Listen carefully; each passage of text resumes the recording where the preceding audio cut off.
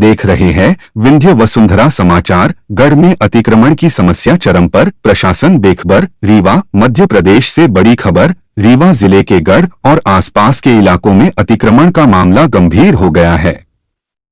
राष्ट्रीय राजमार्ग 27 और कई मुख्य सड़कों पर अवैध दुकानों और कब्जों ने लोगों की परेशानी बढ़ा दी है।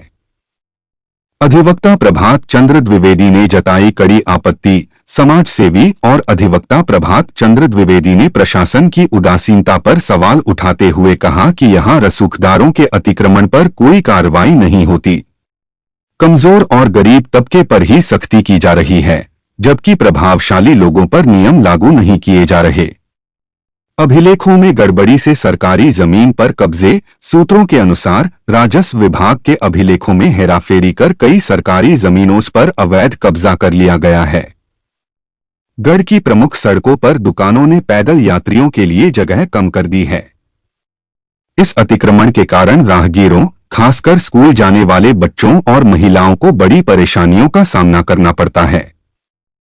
सड़क दुर्घटनाओं का बढ़ता खतरा। सड़कों पर अवैध निर्माण के कारण रास्ते संकरे हो गए हैं, जिससे दुर्घटनाओं का खतरा लगातार बढ़ता जा रहा है। स्थानीय लोग कह रहे हैं कि प्रशासन ने जल्द ही कड़ा कदम नहीं उठाया तो यह समस्या और विकराल हो सकती है। समाजसेवी संगठनों और नागरिकों की मांग। गढ़ क्षेत्र के नागरिकों और समाजसेवी संगठनों ने मांग की है कि अतिक्रमण के खिलाफ निष्पक्ष और सख्त कार्रवाई की जाए। जनता का कहना है कि सरकार, परिवहन विभाग और स्थानीय प्रशासन को तुरंत कार्रवाई करनी चाहिए ताकि आम लोगों को राहत मिल सके और सड़क सुरक्षा सुनिश्चित की जा सके। तो क्या गढ़ में अतिक्रमण पर कार्रवाई होगी या यह समस्या यूं ही बनी रहेगी? बने रहें हमारे साथ, हम इस खबर पर नजर बनाए रखेंगे।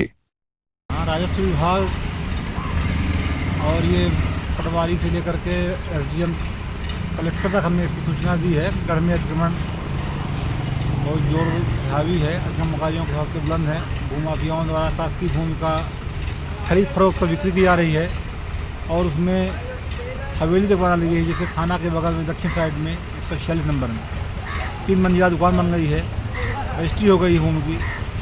ऐसे ही कई बिजनेस अस्पताल है और आयुर्वेदिक औषधालय के सामने तो एक तथाकथित नेता अपने को जो अतिक्रमणकारी है प्रमोद सिंह करके, उनका केस एसडीएम के यहाँ स्वयं चल रहा है सिविल जेल के लिए, लेकिन एसडीएम साहब पता नहीं किसके दबाव में रखे हुए हैं, कोई कार्रवाई नहीं कर रहे हैं। इस संबंध में मैं कई बार एसडीएम से मिल चुका हूँ। तहसीलदार ने तो अपना पल्ला झाड़ लिया, उन्होंने सिविल जेल के लिए प्रस्ताव बना भेज दिया है, लेकिन शेष अतिक्रमणकारियों के खिलाफ कोई कार्रवाई नहीं हो रही है।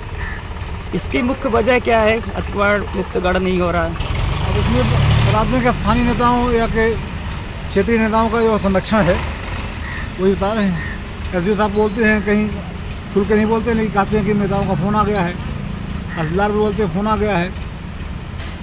जिम्मेदार अधिकारी जो भी है, तो अभी उनका अगर अभिमत लेने की कोशिश की जाती है तो उनके द्वारा ये बोला जाता है कि 15 दिवस के अंदर कार्रवाई करेंगे। वो विधानसभा चुनाव के पहले से कार्रवाई चल रही है। गढ़ में अतिक्रमण मनगवा में हटा दिया गया और गगेव में भी कुछ हटाया गया, लेकिन गढ़ में क्यों नहीं हटाया जा रहा है, जबकि गढ़ में तो चलना मुश्किल है। गढ़ क्षेत्र में जितने भी अतिक्रमणकारी हैं उनके द्वारा कुछ ये भी बोला जाता है सेवा शुल्क देने के बाद हमारा अतिक्रमण नहीं गिरेगा। हाँ, हो सकता है पटवारी से मैनेज किए हों। पटवारी स्थानीय स्तर पर जो दिलीप पटेल थे तो उन्होंने संरक्षण दे रखा था अतिक्रमणकारियों की। उनसे जानकारी मांगी गई अतिक्रमणकारियों की तो उन्होंने सूची देने से इनकार कर दिया और गलत घुमा फिरा के सूची दिया है जो विधि के विरुद्ध है। आखिरकार जो सेवा शुल्क जाती है तो किसके पास जाती है? जिम्मेदार अधिकारियों के पास जाती है या तो फिर कोई उनका दायित्व लेता है पैसा लेने की? अब देखिए, राजस्व विभाग की सबसे छोटी कड़ी पटवारी होती है।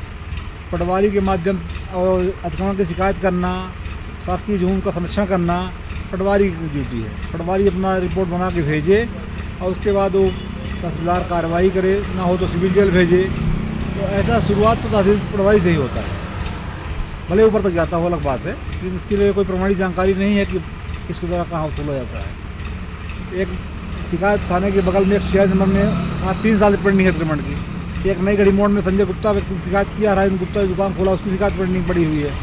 कोई ही कार्रवाई नहीं कर रहे हैं। कई बार नोटिस आती है, तो नोटिस आने के बाद फिर काम बंद हो जाता है। सेवा शुल्क लेने वाले अधिकारी के ऊपर आपके अनुसार क्या कार्रवाई होना चाहिए?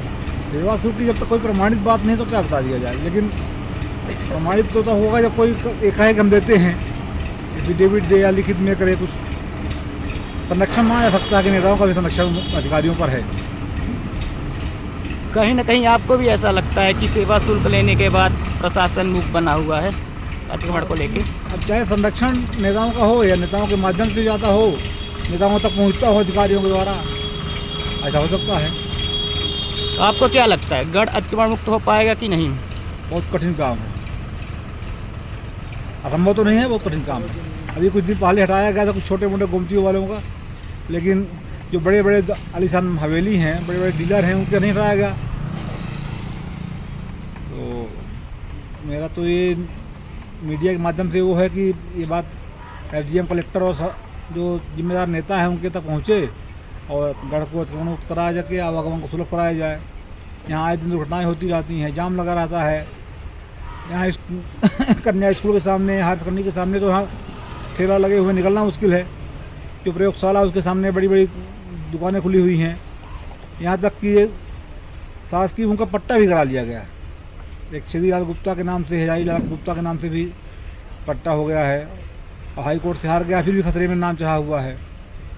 ऐसा ही थाने के दक्षिण साइड में ज़मीन को रजिस्ट्री अपने नाम करवा के रजिस्ट्री करवा दिया गया है, उसमें बिल्डिंग बन गई है। ऐसे बहुत मामले हैं और कुछ आम जनता द्वारा, संजय पांडे द्वारा भी शासकीय भूमि के संबंध में शिकायत की गई है तहसीलदार एसडीओ के यहाँ, उसमें भी कार्रवाई नहीं हो रही है। इस प्रकार से शासन जो है यहाँ के जिम्मेदार अधिकारी, राजस्व विभाग के तहसीलदार, नायब तहसीलदार और एसडीओ मूक दर्शक बने हुए हैं। ठीक है, अपना परिचय बता दीजिए।